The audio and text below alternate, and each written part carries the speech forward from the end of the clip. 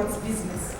Ag Council, yes, sometimes you challenge the government, but you also have a role. It's everyone's business.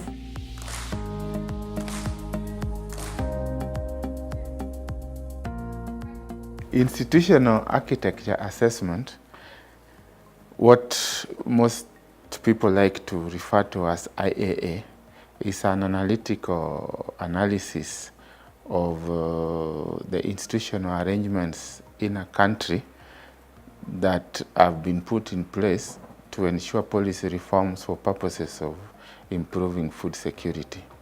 This workshop will take the time to analyze the institutional setting for policy change in the agriculture sector. This initiative is necessary to effectively align existing capacities and institutions for food security, articulate national, regional, and international obligations.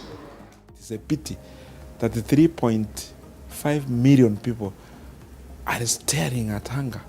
I mean, the government and line ministries are running up and down distributing food. Honestly, it should not be the function of the ministry, of the government to supply food. Food can be produced by the farmers, can be organized by the farmers, can be distributed by the farmers themselves, given the right infrastructural arrangements. And that is why now what we are doing today is very important. It is to align such functionalities so that we have these processes streamlined towards alleviating the extreme hunger we are facing today. How important this is, and how important this process is, and how important, as we just talked about, the mutual accountability. As we think about monitoring and evaluation. The IAA process is important to a country like Kenya and to the region because without good policies in place and without strong systems in place, all of the work that goes into on-farm and in the market level, that various value chains, it really won't go anywhere. It's always going to have a very low ceiling for growth.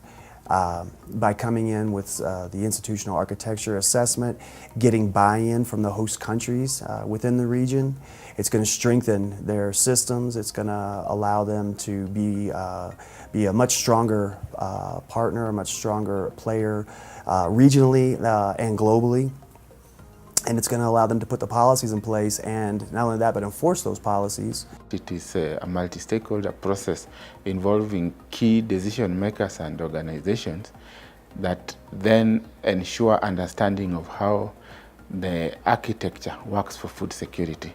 During the Kenya IAA workshop, the stakeholders discussed and came up with an action plan that will be the guiding framework to strengthen institutional architecture in Kenya. And there was commitment across all levels by national government, by county government, by non-state actors, and even the development partners. So there was representation at high level in the presentation of this action plan, and this is a sign of commitment that there will be resources committed and even commitment by all players to ensure that the action plan is implemented.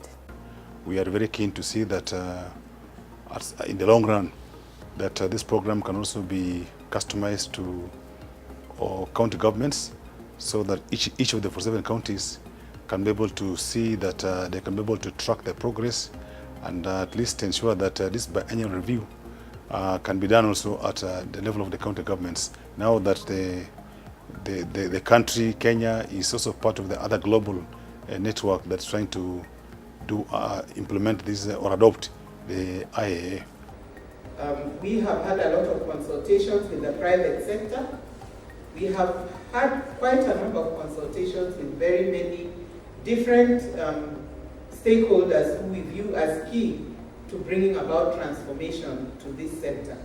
We are now not talking just policies anymore, but we are talking about activities that can actually bring about transformation and allow us to see the growth that we desire in the sector of agriculture. This kind of workshop not only serves as a validation workshop, but also bringing together stakeholders to take stock of what has taken place since the previous assessments and also begin to plan for follow-up activities.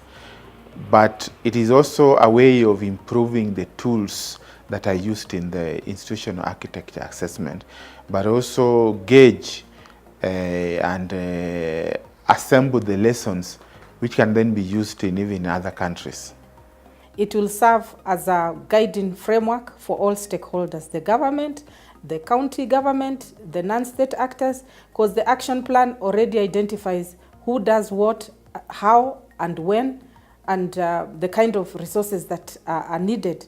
And therefore, this action plan is very important because it will again enhance the players working together to enhance institutional architecture in this country.